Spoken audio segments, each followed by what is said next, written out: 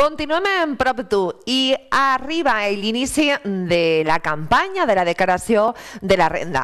I malgrat que parega un fet que fem tots els anys, que estem acostumats, però n'hi ha problemes, sorgeixen problemes. Quines són les ajudes que ens pertanyen? Què és el que hem de demanar? Quines són les caselles que hem d'assenyalar? I és que de vegades la cosa no és tan fàcil. Per això, com sempre, el millor és posar-se en mans de professionals. Parlem de la declaració de la renda amb Asunción Lluc, des de Asunción Lluc Abogados. Asunción, bon dia, buenos días.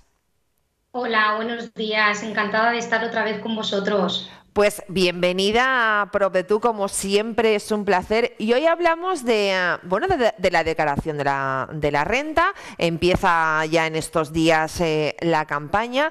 Pero aunque es una cosa que en general hacemos todos los años, puede ser que este año nos encontremos con novedades, con cosas a las que podamos acceder y por desconocimiento no accedamos. ¿Qué es lo que este año tenemos que declarar que anteriormente no? Vamos a hacer una especie de resumen de las cosas más importantes y de los puntos más importantes que tenemos que tener en cuenta para esta declaración del año 2021, porque al final estamos declarando todo lo del año pasado. A ver, efectivamente, la campaña de la renta comenzó el pasado 6 de abril y se extiende hasta el 30 de junio, es decir, tenemos casi 3 meses para presentar nuestra declaración de la renta. Es importante tener en cuenta que todos estamos obligados a declarar nuestros ingresos ante la agencia tributaria.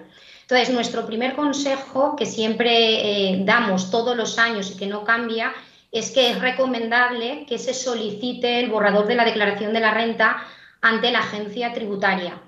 Es importante tener en cuenta que ese borrador está incompleto y somos nosotros, los ciudadanos, los que estamos obligados a completarlo con nuestros ingresos y a aplicar las deducciones estatales y autonómicas a que tengamos derecho.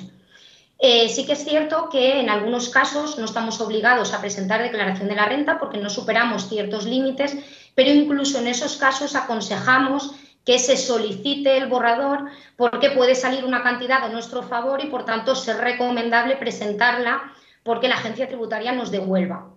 Tenemos que indicar a grandes rasgos en este año 2022 que presentamos la declaración del 2021 el límite anual que se establece es de 22.000 euros, es decir, todos aquellos ciudadanos que perciban ingresos, ya sea por rendimientos del trabajo, pensiones, prestaciones, que superen los 22.000 euros siempre que provengan de un único pagador, estarán obligados a presentar la declaración de la renta.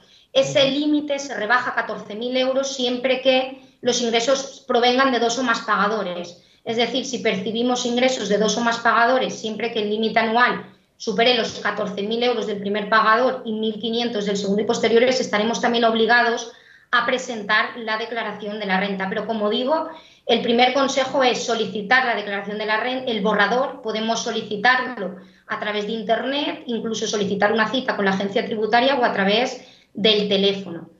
Los problemas con los que más nos encontramos, que me preguntabas, es que existe la falsa creencia que a día de hoy la compra de vivienda habitual todavía es deducible.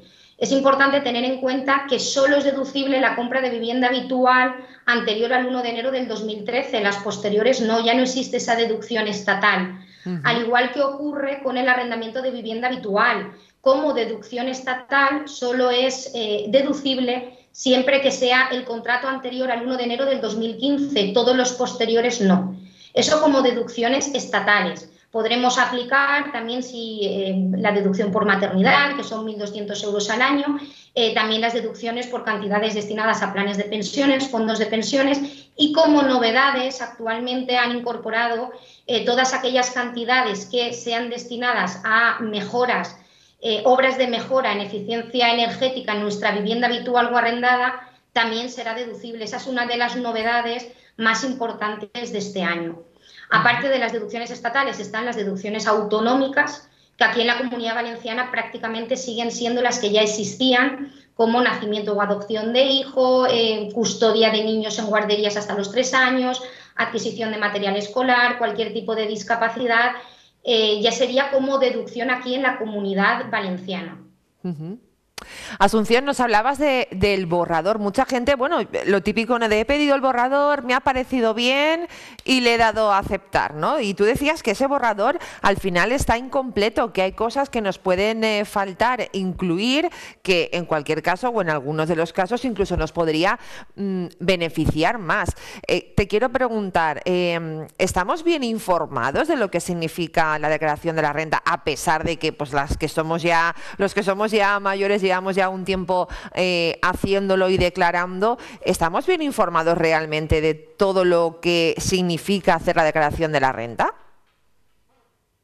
Pues realmente yo creo que efectivamente, como dices, dudo que estemos bien informados, porque sí que es cierto que muchas veces nos llegan clientes que nos dicen, no, no, pero si es que me ha llegado este expediente de comprobación o de sanción por parte de la agencia tributaria, yo únicamente lo que hice es confirmar el borrador de la renta. Claro. Existe la falsa creencia, claro, es que existe la falsa creencia que con el borrador la agencia tributaria me lo dará todo hecho. No.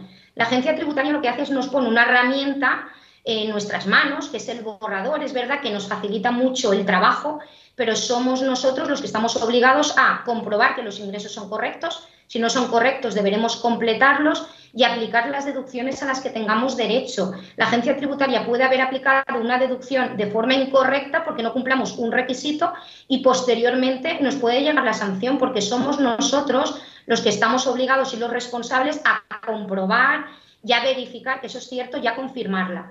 Por eso es muy importante, y siempre lo decimos, que seamos pacientes, es decir, no estamos obligados a presentar la declaración de la renta de hoy para mañana. Tenemos casi 3 meses para comprobar nuestros ingresos, las deducciones, para pedir cita en la agencia tributaria, porque durante la campaña de la renta amplían la plantilla con funcionarios que nos pueden aconsejar, o incluso pues acudir al gestor, al asesor, al despacho de abogados que te pueda decir si está bien aplicado o no está bien aplicado, si me interesa la declaración individual o la conjunta. Exacto. Es decir, una serie de requisitos y circunstancias que deben darse para presentarla de forma correcta, porque al final los obligados somos nosotros. Claro.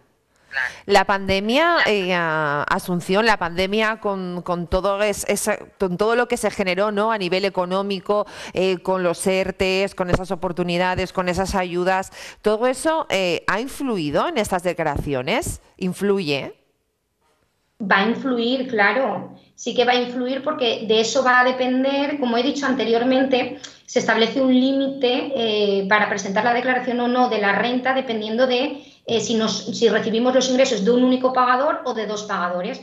Todos aquellos que hayan estado en ERTE o en situación de desempleo estarán ese límite anual, como decía, se reduce de 22.000 a 14.000 euros, es decir, ciudadanos que anteriormente no estaban obligados a presentar la declaración de la renta, ahora sí lo estarán, porque habrán percibido ingresos de 2 pagadores. Por una parte, lo que es el desempleo, la seguridad social, y por otra parte, los ingresos directos de la empresa durante el tiempo de alta.